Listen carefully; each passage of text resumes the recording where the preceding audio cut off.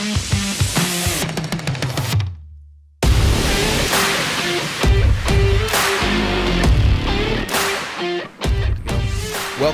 to Rethink, week 4, back again. Yep. So many people are listening. Hey, if you are listening, we're like moguls. Pretty much podcast moguls. Mm-hmm. Stay humble. Always. Yep. Always humble. If you're listening on YouTube, iTunes, whatever that is, subscribe to our other platforms where we have audio only on iTunes now. We are moving the video from iTunes over to strictly YouTube, but then we are on every other podcast form possible. Stuff I've never even heard of before. Overcast. That's what I started using, and it's been sweet. Yeah? Overcast is a cool app. Dan Shargel on my load-in team showed it to me, and it's better than iTunes. And Thanks, Dan. Thanks, Dan. I'd never say an Apple product's bad, but it's better than iTunes. Wow. Yeah. They'll never be sponsored by Apple. Maybe. It probably wasn't possible anyway. Well, once we get sponsored by Beats. Beats by Dre. Beats by Dre, which is bought by Apple, which ipso facto we're then sponsored by Apple. Done. That's just logic. Wow. Yeah, I know. And then you're a new social media mogul. I am. Yeah. Yeah. Had some big deals reach out to me. Yeah. I'm not saying, but it might be Yeti. Might be Yeti reaching out. I like Yeti. Yeah. Yeti coolers. So I got him. Yep. Heck yeah. Sitka, I like Sitka. Hey, Sitka, if you're listening, sponsor him. We're right here. Sponsor him. We're right here. I'm still working on Purple Bed getting us there, but once it happens. You know, it worked for me. On your recommendation, I bought a Purple Bed. That's right. Actually, I've sold 27 Purple Beds. Really? Yeah. So I sold like 6 of them in January, and I get a free one if they hold them for 100 days. I think I reached out to you a couple of times earlier in the year about getting another Purple Bed, but you're having a baby and you're distracted. Slacking off. So I didn't order another one. I'll get you my code. You can get another one. Okay. There you go. I like it. Heck yeah. Now I'm at 28. Sold John C. Once John C. gets engaged and married. Is he engaged yet? Not yet. No, countdown. Soon enough. Nope. Purple Bed. Purple Bed for the wedding. Yeah. Is that the recommended? I could go on for way too much time, so we won't go into that. We'll just jump straight into the podcast then. Okay. That's perfect. Have we name dropped enough? We've name dropped enough. I think we have. Unless Glock's listening. Then we have a whole nother sponsor coming. Yeah. Oh, that'll be Glock perfect. 19. When we left off last week, we had torn through what you'd been teaching on the past week, and I want to touch on what Ben taught this week as well. But so good. I think it's the best Ben's taught. I agree. I think I left getting kicked in the nuts, but also encouraged at the same time. Yep. I don't know how that happens, but that's what this weekend was. So we'll jump into that. Yeah. But where we left off last week, we had touched on 2 of the 4 things that you had taught about. Right. And you had been looking at, like, God has entrusted us with a lot of things. Sure. How do we tear into those things? What does that look like? And what are we doing with them? So Right. we got through the spiritual aspect of what God has entrusted us with and the physical aspect. We left off the sexuality aspect and the occupational family relationships that you're entrusted with. Right, yeah. So I want to tear into those today and then jump into what Ben taught about as well, just so we don't leave. I think those last 2 are the 2 biggest ones for me. Okay. Of where I've struggled, where I've done well, where I haven't done well. Mm-hmm. Times where they've intermingled even. I mean, everything intermingles within that, but those are probably the 2 that connect the most out of and according to the questions that come in on the comment sections, that hit a nerve. Thanks for actually talking about that. And I deal with that. I didn't know what to do with that. That really helps me. That type of question. Yeah. So keep those questions coming too. I had a conversation in the lobby this week of somebody saying, like, usually religious, spiritual podcasts, whatever, church podcasts, don't lean into those hard topics. And they were thankful that we did, so I want to lean into them even harder. Yeah. Like, let's breach what's been done before and lean into that more. Right. So your question for sexuality was, what thoughts do you have, what actions do you have that don't line up with what God has pointed you in a sexuality type way, and who are you looking to for that guidance? Well, I think that what we do sexually actually reveals who and what we're going to tell us what's true and what's not true, right? And even though we go, well, it's not true, but it still gives me permission to do that. And so God's very, very, very clear about what sexual intimacy is meant to be, and it just seems like, so at least in today's world, we kind of look around going, nobody's even saying that anymore. It seems really, really outdated. Therefore, it's kind of antiquated. And in today's world, it's very casual. It's very we've reduced it down, which means that what we've done, we've gone to someplace else to say, this is all sex is anymore. It's surface level. Right. And I'm kind of eating that apple, so to speak, right? And God's over here going, no. It's much more than physical. It was meant to be, all right? It is a physical representation of this oneness, all right, of intimacy, of being naked and unashamed. And unashamed means unrestricted access, you know me. And that's what every man wants and fears the most, to know and be known, All right. And so there's one person in the world that knows us better than anybody else, and that's our wife. All right. And so the sex is more it's more than recreational. It's more than physical. Although it's recreationally, physically, it can be great, amazing. Yeah. But whatever that is, if you put the oneness that God meant for it to be in there, it's like infinitely more. I mean, but we've settled for something so much less of just getting off, or hey, it's physical, and then what was your name, and then you go on to the next one. Yeah. You know, and you look back and you make jokes about it, but there's some part of you that looks back and goes, ah. And I believe that's true. That's my story. Talk about that. So I've done a lot of work around this word. Sexually, everything I've looked for sexually has all been like the sex part was the surface level aspect of things. I wanted something way deeper, but didn't realize it. And I think when we look at intimacy, Martinkus has something where it's like there's 12 different types of intimacy, and sexual intimacy is the easiest one to get. It's right now, it's instant, it's in your face. And that's a counselor we refer a lot of men to. Yeah, he's phenomenal. I've been to him just around sexual issues. Jason Martinkus, great. Yeah. But with that, it's this surface level aspect of I'm actually searching for something deeper. I'm looking for something deeper. And so after doing a bunch of crucible work around it, soul work around it, just really digging into like what that is, it's like I need to be desired, I need to be needed, and I need to be wanted. That's something I'm always searching for. Right. And so I've gone to sex for that, and it's been super empty. And it's since I was 11, it's been a part of my life where it's like I'm searching for that, not knowing why I need that or where that comes from, but it's the easiest way to get it. And once you figure out that you can get that easily, it's like, oh, I'm going to chase after that all the time. Even though there's a tsunami of shame and that didn't work again. Yeah. Right. So one of my friends, Bill Weedman, who I've known for probably 25 years, he just nailed this for me as he was talking about men going to pornography. And when you go to pornography, it's like guaranteed acceptance. Instantly. That person on the screen, that person on the page, that person on your phone, whatever that is, they accept you and you're a hero, right? And you have nothing to prove. And it just feels safer because to actually do that with another person and say, okay, we're in this for the long haul, for better or for worse. And so this is part of it, but it's just part of it, but it's a celebration of all the rest of it. That's risky, and not a lot of us even see that as obtainable. Mm-hmm. So we just settle for something that's kind of like it. In our minds, we tell it it's kind of like it. It's kind of like intimacy. It's kind of like a shared life. It's kind of like love, right? And the truth is that just if you read those first few chapters of the Bible, men are absolutely trying to prove something all the time, and women, and this is going to sound I'm sure there's exceptions. But men are trying to prove their manliness all the time, and women are trying to prove their femininity all the time, but they're doing that by feeling loved and receiving love and wanting to be loved, and they will trade so much in order for you to say you have value and you have worth. And I've talked to so many women who I was just looking for, love and someone to tell me that I was important. Acceptance. Exactly. And so what I did is I traded something for a few minutes that made me feel that way, and the moment it was over, right, it went away, and it was a lie, and it even made me feel even crappier, about myself. And so, but then I had to do it again, just to prove that wasn't true, right? And men do the same thing all the time. We're looking at the wrong tree to say, does that make me a man? And to go back and go, no, Jesus he says you're a man, right? And whether you're having sex,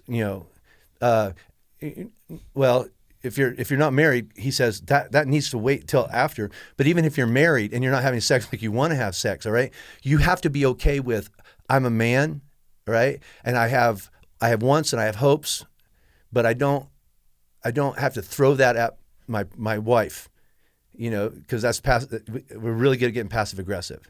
Absolutely. I love what Ben said this past week. When a 3-year-old throws a tantrum, it's kind of cute and you can get over it. When a 35 or a 55-year-old man throws a tantrum because he's not getting what he wants, it's really damaging, but we're really, really, really good at it. I think that's where we have to get better just as the church as a whole of talking about this, because I grew up going to church, didn't really listen all that much, but when it came to sex, it's like, don't do it.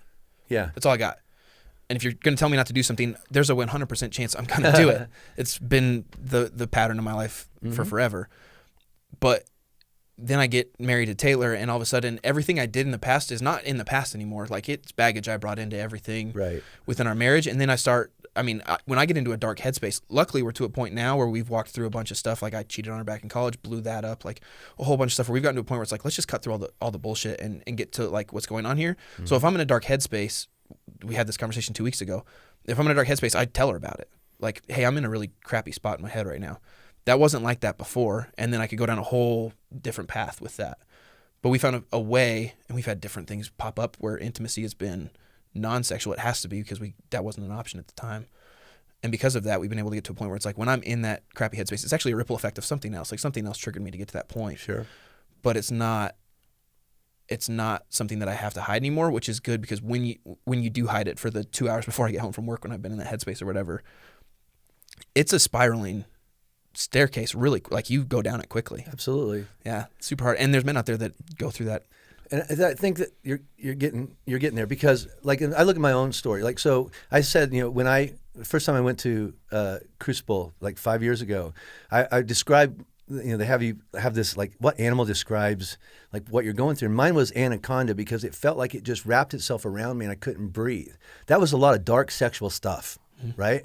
And so, but as a Christian man, a pastor, a leader, other people are going, oh, you stand on a stage, you have it all figured out, and right? I can't tell anybody that because I'm afraid, one, I'll disappoint people. Two, they'll be done with me if they think that I'm as jacked up in my head and still think about the darkest stuff ever. And so I push it down. I'm acting out sideways energy, all right? But I just push it down. And finally I knew it's a matter of time till it's just going to wrap itself around me and I'm going to pull the trigger and do that self-fulfilling prophecy. You're going to F it up anyway. So just pull the trigger and screw up your life and take less people down. Yep. Right? Absolutely. Because how many pastors have screwed up sexually and taken their whole church out? Well, I've got this many thousand people coming right now. If Satan was wise, he'd let me get thousands more and then take me out and then the domino effect, all right? So I was just like, I'm just going to do it now. Yeah. Right? Because it's a matter of time. Anytime I stand on stage and go, I'm 5 minutes away from blowing up my life, it's not hypothetical. And it's certainly not like this, humble, like, all right. No, I've rehearsed it in my head. Yeah. Right? So, but and get back to it, all right? So sexually, right? I'm going to the wrong place. And I know I'm going to the wrong place. And I call BS on any man who goes, I didn't know it was really wrong. I don't believe that. Yeah. There's nobody in the back seat with a girl going, I'm going to take from you something. And you have any respect for her, and you don't respect yourself. She's just a piece of whatever, and you're going to use it for your own. There's not any man who feels good about that. Nope. All right.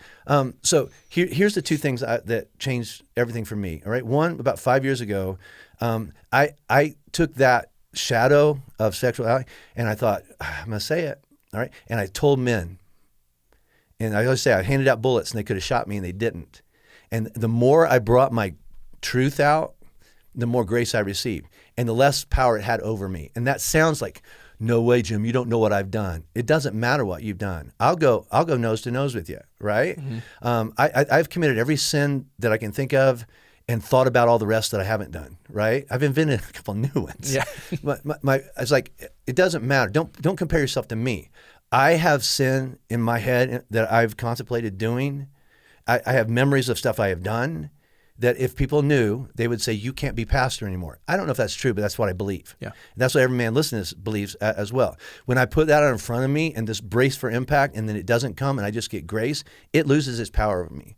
So that's why I'm always saying you've got to get with men. You cannot beat sexual sin on your own. You can't. Go to Martinkus, call the church and get his number, all right? And he's helped me. He pissed me off to no end because he nailed what was going on in my life. And I want to say, I don't like that. And he said, okay. Yeah. He goes, I'm not going to try to impose what I think you should do, but have you thought about this? And I'm like, you're right. I don't want you to be right, But it took some of its power away. Talk about that reaction real quick, though. That hard truth hit you, stung you. Why was your reaction anger? Because it's all I knew.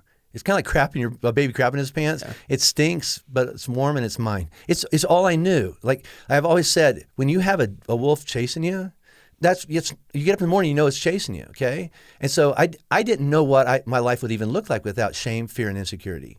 Yeah. Because it has driven me to be pretty successful. Now that that's not chasing me anymore, I don't know who I am. Part of who my identity is, fear, shame, and insecurity. And most of that's out of sexual brokenness. right? So when he pulls that out and goes, are you willing to look at that? I'm like, okay, yes, I am, but I don't know who I am without my brokenness, right? And we're a Me Too kind of church, and it's okay to not be okay, but it's not okay just to stay there, stuck there, right? But it is what most of us, it's what I do a lot, right? So the first thing is I've got to bring that out. Maybe with a counselor first. I wouldn't say with your wife first, all right? That takes time. No, I've got a friend that he every time he has and this one time, like 10 years ago, I had a sexual thought about a woman, blah, blah, blah. And he tells his wife, and finally she goes, time out, and enough. Okay. Well, in that case, you're just rehashing surface level stuff until you attack the hard issue of it and communicate the hard issue of it. Once you've communicated the hard issue of it, all the surface level stuff is just let's keep running her over. Yeah, you know. Yeah, and the other thing is, and this is a judgment, I can't prove this, but in my whole life, when you bring it up again, you get to kind of relive it, right? And there's part of it that feeds this one dark time back shadow. in high school. Yeah. All right, and we go back to the same old whatever, and then it's like, yeah, I really hate that. But then we just laughed about it, okay? And so we have to tell some other men, and also, and that accountability thing, there for a while, every men's group had the 7 questions you have to ask every man. Well, you know what? Every man I've ever known lied about it because there's too much at stake. So you've got to find some men that you trust to say, okay, I'm on the verge. I haven't looked at porn in 3 weeks, and now all I can think about is looking at porn. I need to tell you that. I need you to ask me tomorrow. I need you to look at my phone. I need you to, whatever that is, and then I could lie about it, but because I know it's wrong. It's just all I know. It's my muscle memory. One of the things Jason says is and this just blew me away. One of my buddies went to see him, and he said, okay, no sex for like 90 days.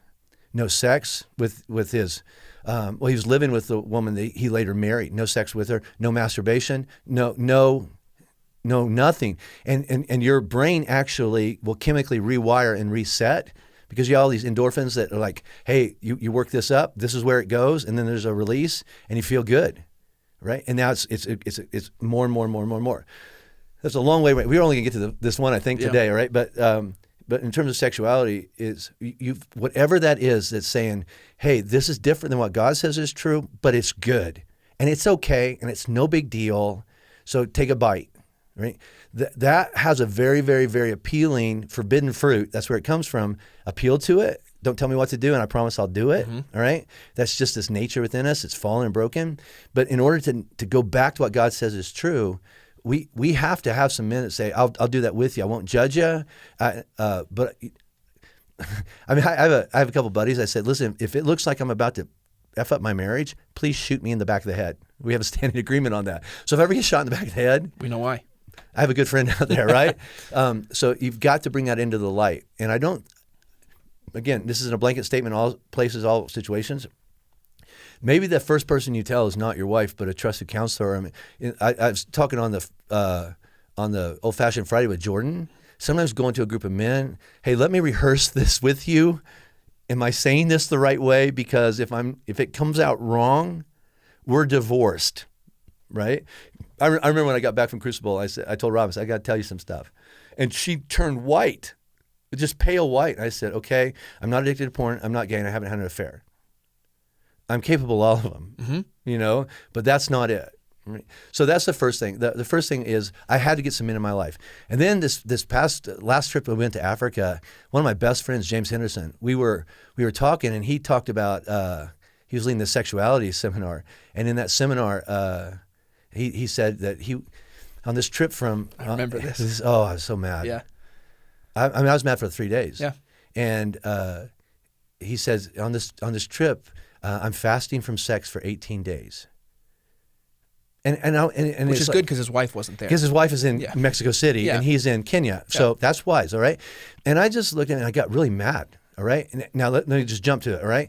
Robin's had long string of illnesses where there are not days, not weeks, months, because physically and mentally it's just not there, or we're just kind of really, really far apart from each other. And there's times in there where I go, I want to do that, but she just can't, all right? And that's really, really frustrating. But then for him to come off as a self-righteous prick, which is what I called him, because he's my roommate, and said, so you're fasting? You're fasting from sex for 18 days. You know what? I'm fasting from Chick-fil-A and my truck because they're in Colorado and I'm in, but if my truck was here, I'd drive it to Chick-fil-A in Nairobi. Yep. That's not the same thing. And for you to go, oh, I'm taking one for Jesus, it's like, no, that's not fair. And I felt like it dismissed all those single guys out there, all those people that had really tough marriages, all those people with wives or husbands, or their own physical problems. I knew a guy that was in the room right there, and physically he cannot have sex, which is why he's so hesitant to even get married or date, because he knows that probably won't be a part of their life. Yep. And he heard that, right? Yep. And then I know men out there who are going months,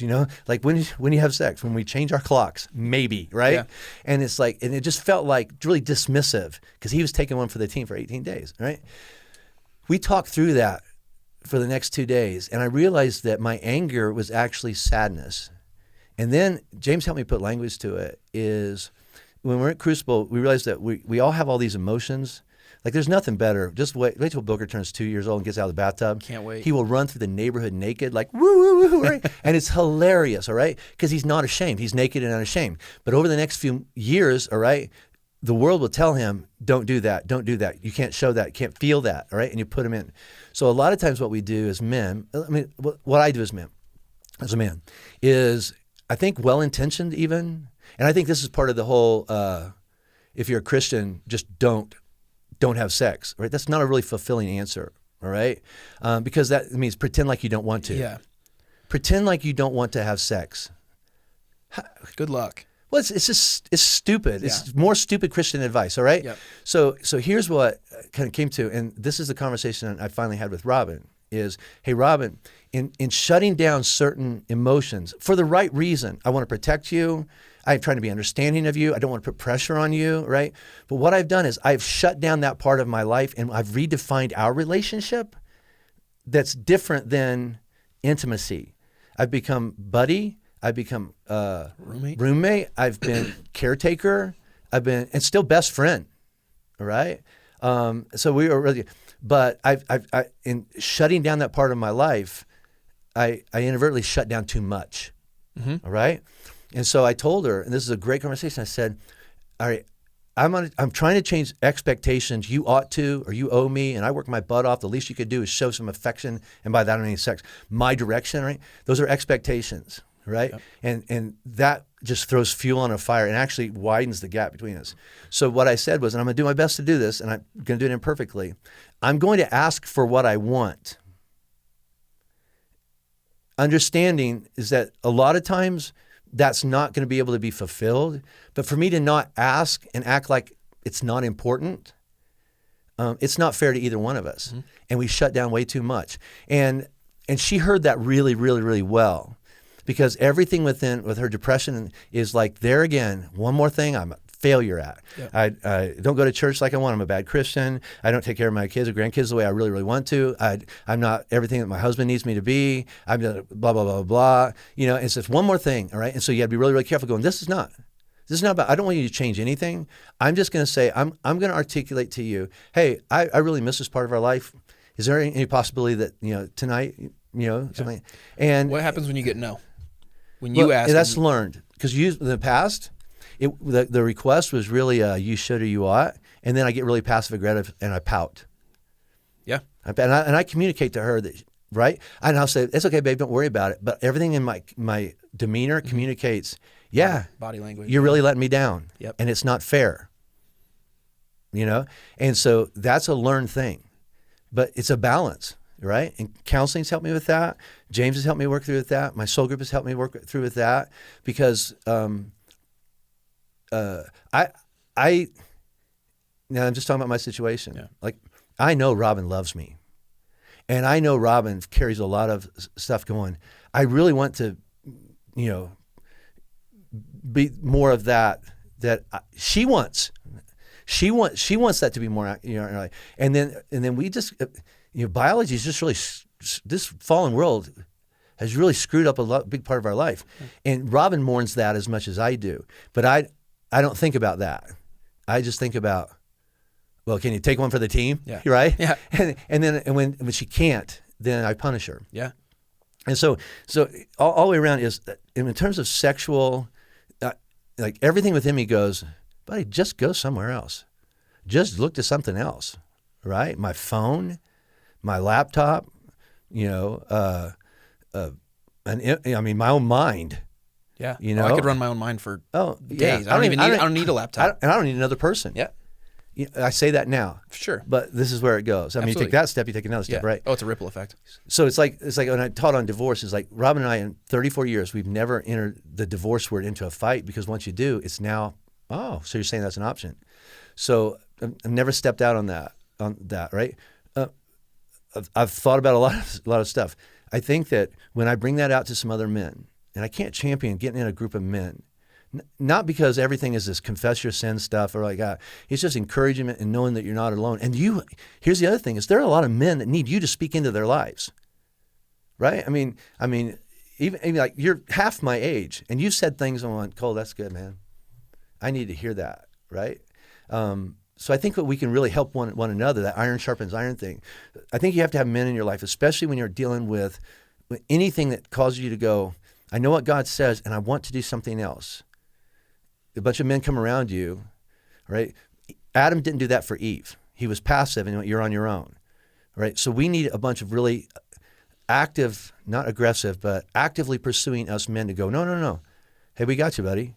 And we'll shoot you in the back of the head if we have to. And the other thing is you cannot pretend like what you feel and what you want and what you desire isn't there. Because then you push it down and it gets more and more and more power. Yep. So you can't pretend you're not angry, because then you'll just get passive aggressive and you'll take it out on everybody except the object of your anger. And probably the thing you're most angry about is the thing you're most sad about. I'm mourning that part of my life. Not isolated, yeah. No, and for me, sadness feels weak, and I don't want anybody to think I'm weak, so I get pissed off, right? If you question my leadership in a meeting, I don't go, I need to pay attention to that. I put my elbows on the table and I lean forward and everybody knows, stop talking, because he's mad. Let's not say everybody knows. Some people pick up on that. Some people don't. Others just keep talking. They just keep going, right? Yep. They just keep going and they're no longer on staff. Do you understand? So the takeaway from that is sexually, what we do does reveal who we're looking to say, you're in charge of that part of my life, and I believe you're true, right? Yeah. The way back from that is, first of all, we got to rethink it, because that's repent. In light of who God is and what he has for me, and he only wants what's good for me, and he understands everything. I need to rethink this part of my life and then go to his direction.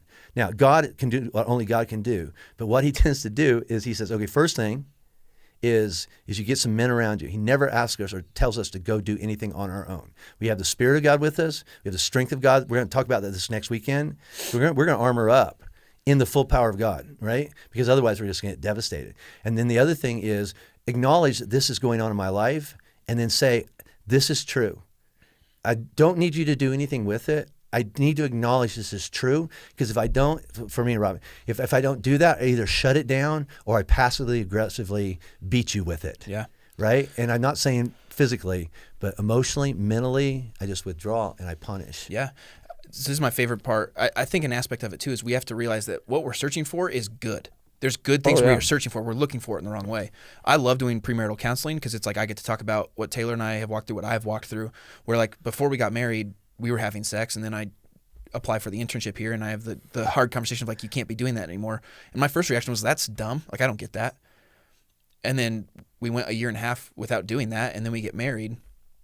And was that easy? Hell no. Right. No. We had to put so many boundaries in place. Stefan, the Denver campus pastor, put in boundaries for us, because Taylor lived with him and Molly for a long time, and he put in boundaries for us that was like, it saved us. Not in the moment. In the moment, it was like, this is stupid. I still, like at that point, I was understanding why.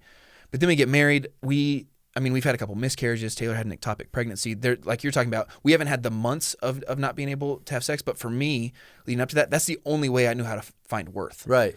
And then we had to put that on hold leading up to getting married. And that was a year and a half of practice for what was coming down the road of like, there's times where we can't have that. And I can step out and blow up our marriage right now because I'm searching for something through sex. But really what I'm searching for is something deeper. Yeah.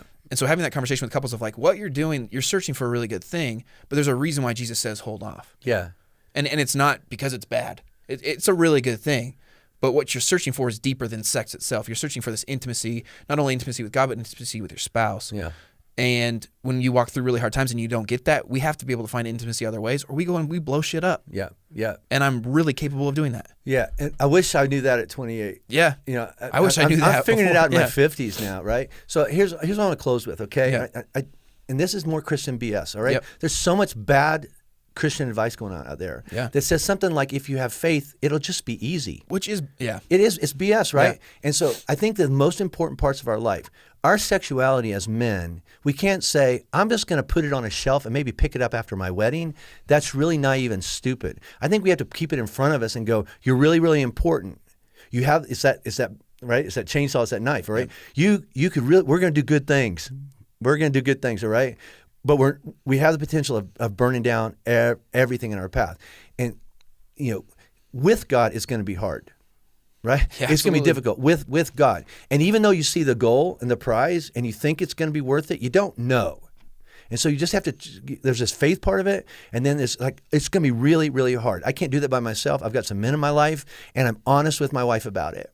Right. And those are my only, it's really, really, really tough to keep your sexuality pointed at Jesus and go, you tell me what I am, what I'm worth, what this is for, and what I'm supposed to do with it right now. You know, and all the crazy stuff from youth ministry, like, well, we go bowling. Well, you know, but after the bowling game, you go out to the parking lot. Yeah, right? absolutely. All right. So Here's it's like bowling bathroom. But my point is that all these little stupid little, it's like, well, you should, you know, don't, you know, whatever. It's like, well, let's get to the real advice. Yeah. Hey, God, what's really going on in this part of my life? And what do you want to do? And then put some people around me, because I can't do this by myself, and the person in my life. Like, I remember, I know we're out of time, but I remember talking to those young 20s over there the other day, and it's like, I looked at one of these he's a great man, a great young man. He's in love. He wants to marry this girl, all right? And I looked at him and went, you cannot go in the house and sit on the couch with her. You can't. Why? Because you love her, right? I remember writing this in one of the books. It's like Robin and I, we usually, I was strong, she was strong and I was weak, or a couple times I was strong, but there was one time we were at her apartment in college and we were both weak, and we had a locked door between us, and like crying. I know that sounds so, I can't say it in this culture. Right. It sounds weak. Yeah. It's not. It's not. And finally, so because we were both going, you know, if I open this door, we're going to go to that bed. Now, we shouldn't have been there in the first place, okay? So I said, okay, I'm gonna unlock the door, and I'm walking to my car. She goes, go. And I walked out. I love her so much. We were engaged, right? This is the end of my senior year. We're getting married in July. You can see it from here. And I love her so much. It's worth it so much. I went back to my dorm. How did that play out down the road? Play it back to right now. How did that choice help you? It helped me by saying, going out of bounds in this area of my life, I can't do it, because if I go out of bounds in this area of my life, I'll go further out of bounds later. Looking back. You didn't see that then? No, but looking back, I know that had we done more,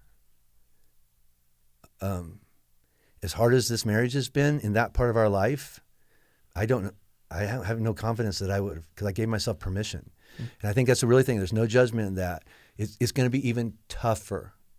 Yeah. If you've already gone way too far, like you and Taylor had to put on the brakes and back up. I can't imagine saying that was a big important part of our life, and now we're going to go back to what feels like buddies, you know, compared to what. Oh, for sure. Right? It's worth it, but impossible without Jesus, without men in your life, and without having the conversation. Because if Taylor or Robin are like normal, healthy, they're like, what's wrong with me? Yeah. Right? It's like, nothing. This is it. There's everything right that I want to protect. Yeah. So that's good. Cool. See you next week. Yeah, let's pick it up. Yeah. All right. See you.